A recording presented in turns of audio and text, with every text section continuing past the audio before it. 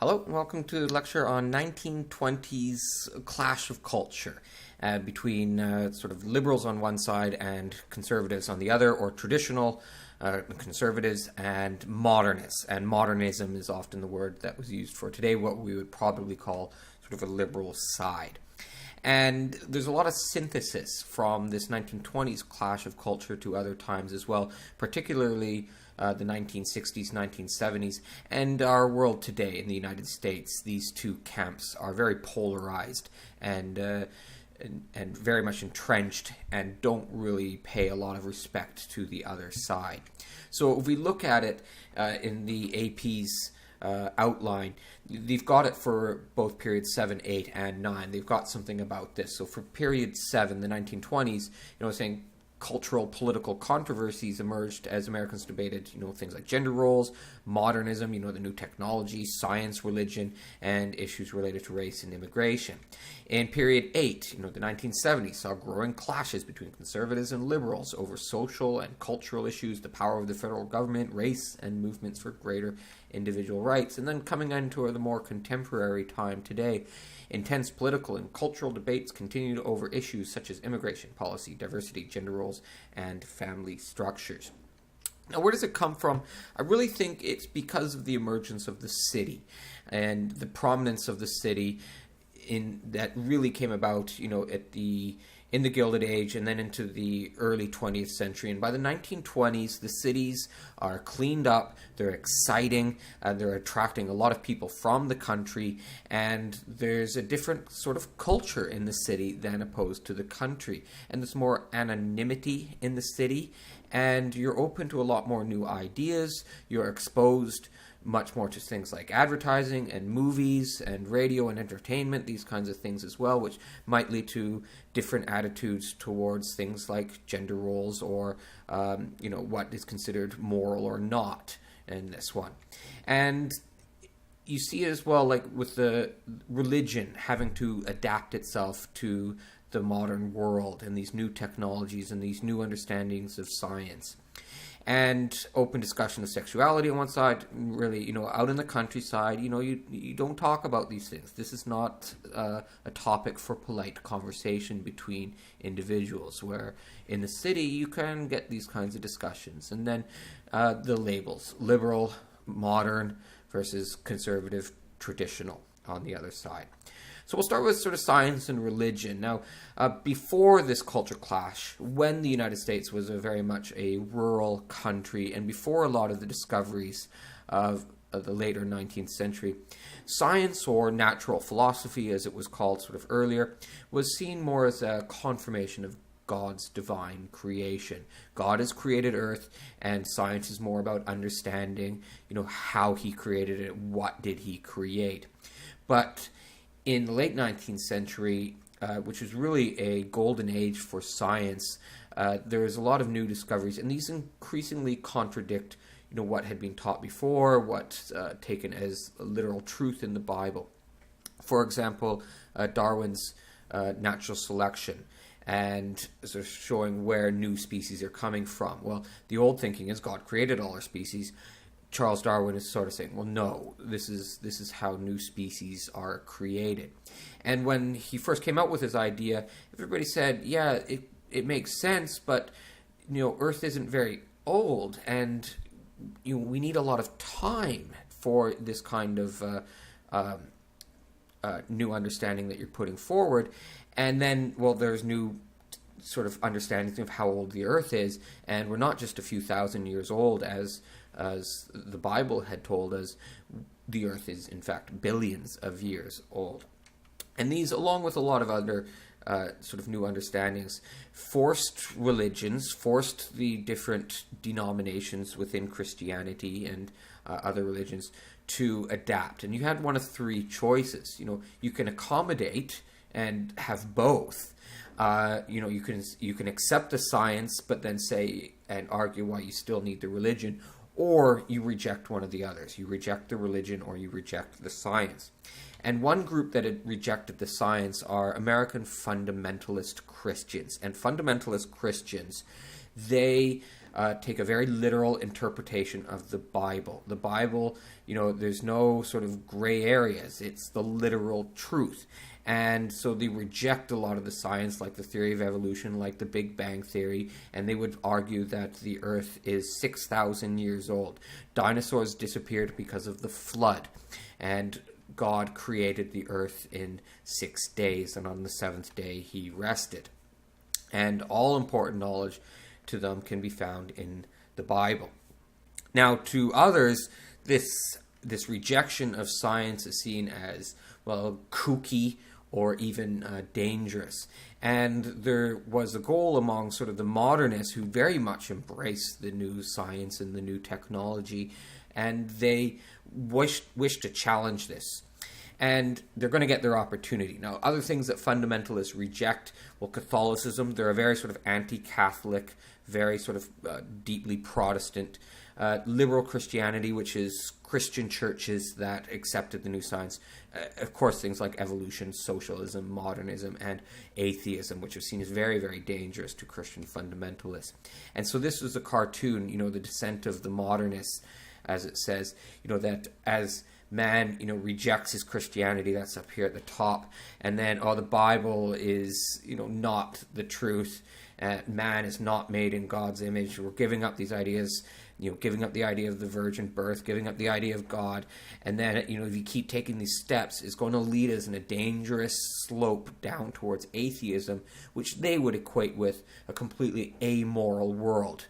To them, you cannot reject religion without also rejecting all moral values. So the showdown between the modernists and these fundamentalists is going to come in the famous trial known as the Scopes Monkey trial. And in Tennessee, we're going to have a showdown. And more and more Americans are going to high school, and so there's controversy over what should be taught in high school, with fundamentalists arguing that things like evolution should not be taught in schools, or if it is, the Bible's variation of the creation should also be taught as well. And in Tennessee, they passed a law making it a crime to teach evolution. Now, John T. Scopes, a young teacher, he was approached by the American Civil Liberties Union with an offer of saying, how about, you break the law and we'll defend you and we'll get a chance to challenge this law. And Scopes, who disagrees with the law, says, sure, let's do this. And so they make everybody aware that he's going to teach evolution, and all the newspaper comes down, police are present, they warn him, you cannot teach evolution in your science class, and he proceeds to teach a lesson. Police come in, arrest him, and he's quite happy about this. And the American Civil Liberties Union, the ACLU, is also quite pleased with this, because now they get their opportunity, a day in court. And this showdown between two giants in the United States in terms of intellectual argument, debate, orators. We've got here on the left Clarence Darrow, one of the most famous lawyers in the United States. And we've got on the right, well, we've seen him before, that's William Jennings Bryan, the former candidate for the Populists and the Democratic Party. And Darrow had actually supported William Jennings Bryan in his first presidential campaign, but Clarence Darrow there on the left, he's opposed to Bryan's fundamentalist Christian religious beliefs. And Bryan was a progressive in politics, but he's a conservative in religions, and he saw evolution as a dangerous attack on the foundations of the American social fabric. And for years, Darrow had been trying to engage Bryan in a public debate, over science and religion, and now he's got his opportunity. And what a trial it was. The whole country was transfixed on this trial. It's religion versus science is really the trial in here. And Darrow, on the side of the modernists, got an uphill battle in that the judge, John Ralston, he carried a Bible and began each day with a prayer. He refused to overturn the anti-evolution law, would not allow scientists to testify in favor of evolution at the trial. But Darrow had a plan. He called the other lawyer, William Jennings Bryan, to the stand as an expert on the Bible. And before a crowd of thousands of people, they're outside so they can accommodate everybody. Darrow tried to trap Brian into admitting the absurdity of his belief in Genesis, the first book of the Bible, which says that, man created earth in 6 days. He created man. And with a lot of questions like, when exactly was earth created? How many days did it take? Where did Cain get his wife? And the judge tried to, stop the questioning, but Brian, defending himself, starting to get angry, starting to pound his fist. He's refusing to step down, and he shouts out, I'm trying to protect the word of God against the greatest atheist or agnostic in the United States. And by the time the judge, stopped the whole thing, these two men were like shaking their fists at one another, and it was quite the scene. And the next day, the press, who's very much on Darrow's side, and they're ridiculing the fundamentalists, calling them mindless and buffoons. And the fundamentalists very much lost this trial in the public image. But they'll be back. But for now, they very much sort of sink away from public life. This has been very much a humiliation. William Jennings Bryan will die just 5 days after the trial. And a lot of people, accuse Darrow of helping to cause that death by the way that he humiliated him on the stand. And Scopes himself, he was found guilty. He taught evolution. He broke the law. He had to pay a fine of like $100 or something. And but the real winner is definitely the modernists in this one. Now, these fundamentalists, they'll disappear from sort of American life for a while. Now, they're still around, but not really publicly. But they'll reemerge later in the 1970s sort of culture war, and they're very much going to be like a bedrock of support for Ronald Reagan, which was a conservative reemergence in 1980. And today, the fundamentalists remain a crucial foundation of the Republican Party in the United States today. And still, same sort of positions on science, very much reject it. Things like climate change. They would argue that it's natural, it's not caused by man, and there's nothing really we should be doing about it. Okay, but moving on to another sort of culture clash issue is prohibition. This is, they're pouring alcohol, beer, it looks like, down the sewer. And, this isn't necessarily a culture clash of the 1920s sort of subject, but, they definitely are on different sides. And the country and the city are on sort of opposite sides of this. But, of course, prohibition has earlier roots of passing the 18th Amendment, the anti-German hysteria, and Germans and Irish associated with alcohol. It was a progressive movement thing. Government can act as social change. It's to go after the saloons, which were seen as corrupt and gambling and prostitution involved with all of them. So they want to shut down these bars as well. And it's coming out of a long campaign. It's got its roots really deep into the reform movement that came after the Second Great Awakening and the temperance movement of the 19th century, which is the leading sort of reform movement of that time. But they were sort of targeting individuals, encouraging people to voluntarily abstain from alcohol. We see a difference here where we're going to use the government. And this is very much a progressive sort of idea. But with these kinds of actions, you get the unintended consequences, or what's sometimes called the perverse consequences, where you think you're doing good, but in fact you end up creating other problems that you didn't foresee. So one good thing, consumption of alcohol did decline, particularly in rural areas. But it created a widespread disrespect towards a law. A lot of Americans strongly disagreed with this law, and they didn't really respect this law, and there's a lot of breaking it. And so you're taking a lot of people who before were considered respectable citizens, now they're considered before the law as criminals. It wasn't enforced very well, and it led to a lot of organized crime as well. Here are people breaking the law. It's a party where there's alcohol being created, and there's Al Capone, the most famous of the organized gangsters in Chicago. And he argued, he's a very public figure, he argued, hey, I'm just a businessman. I provide a product that there is a demand for. Who am I to be at fault? Well, what he's not saying there is also that he defeated his competition not by being a better businessman, but by murdering them. And there was a lot of gang violence in the 1920s as a result of Prohibition. All right.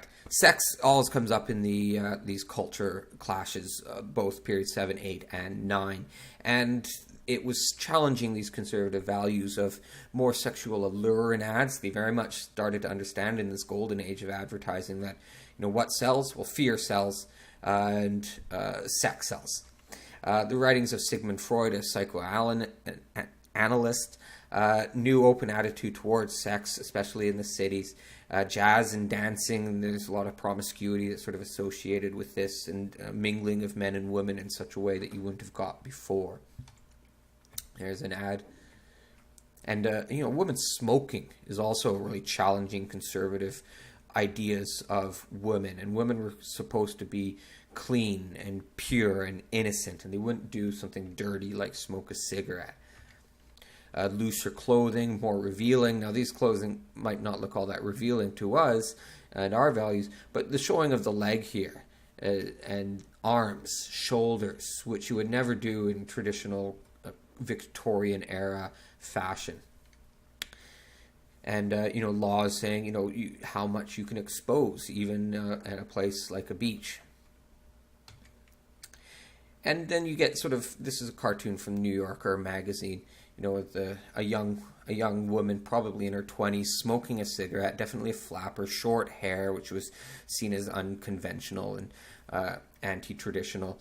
And the mother who's just, clothing that's covering up the shoulders, and very much different attitudes between these two generations towards things like sex and purity of sex. So, finally, other sort of ways of challenging traditional places. This doesn't necessarily go fully into the culture wars, but it's challenging tradition for women and African Americans. Women demanding an equal rights amendment to the Constitution, birth control, new fashion trends like the flapper girl, which was a minority, but the image was very strong, especially in the movies. And for African Americans, more and more moving into the cities. Harlem in New York City goes through a golden culture age in poetry and jazz and music. Marcus Garvey, another African American leader, stepping up, and his association, the United Negro Improvement Associating. He's promoting African pride, African nationalism, and maybe we need to take care of ourselves, so more organization within these urban communities that they're more developing at the time. And for some, a push to leave the United States, go back to Africa, go back to your roots. Now here's Margaret Sanger, who was a leading proponent of birth control. And birth control is not an easy topic to explain. The most common form of birth controls at the time were condoms, but condoms were associated with brothels and prostitutions. So women's rights activists, feminists and progressives could often be divided on this issue internally. Supporting condom use and birth control for feminists is a way for women to have fuller control over their bodies and to, have full control and be able to choose when to get pregnant or not, to be able to have sex without this fear of getting pregnant, which for an unmarried woman is considered very taboo. But at the same time, when their availability and ease of access to things like condom makes prostitution so much more easier to do without any of the consequences. And birth control was considered obscene according to the Comstock laws, and it was illegal to sell condoms in most places in the United States. It was illegal to teach about birth control in many places. And Margaret Sanger here was the most famous advocate of educating women about birth control, but was frequently harassed by government officials and other people of influence. And finally, the birth control movement was also linked to the eugenics movement, and not often looked at part of the progressives, and a dark side to the progressive movement and to the birth control movement. Eugenics is the systematic removal of undesirables, and that was the word they used, from society through actions like sterilization, where you inject people with something, or you do an operation on people so that they can never have children. And many people that were deemed undesirable, people with mental illnesses, for example, many of them were sterilized without their consent. But for Sanger, no, she was associated in this a little bit, but for her, birth control was a form of feminism, giving women full control over their body and thereby liberating them. But after World War One, she hoped to help the poor classes who were uneducated in birth control and had higher birth rates.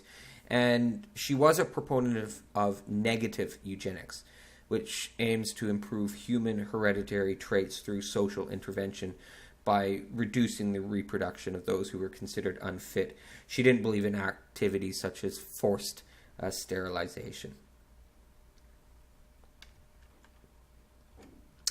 And there's Marcus Garvey, as I said, promoting African pride and helping to help organize self-help movements within the urban communities. He's not a native-born United States. He's born, I believe, in the Caribbean.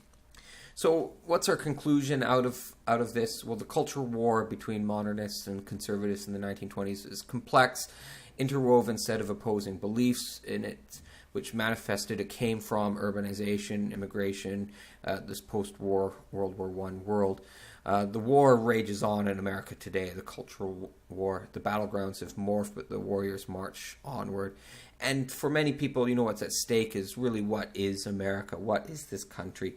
And just sort of to finish, in the contemporary United States, issues over life issues, the right to die, stem cell research. Stem cells come from aborted babies. They're very useful for science and research and medicine. Abortion, gay marriage, pornography, legalizing prostitution or not, sexual education in classrooms, the teaching of evolution is still an issue in the United States. Teaching of history, what history should be taught. Should it be, let's look at the United States dark side and all, or should we, downplay issues like slavery? Prayer in schools.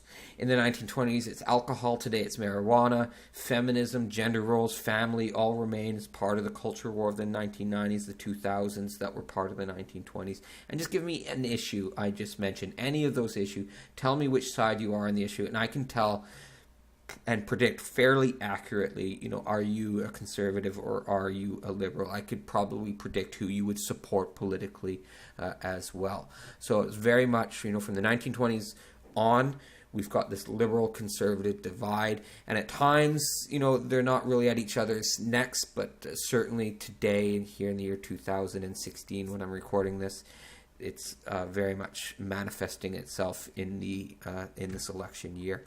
Okay, thank you very much for listening.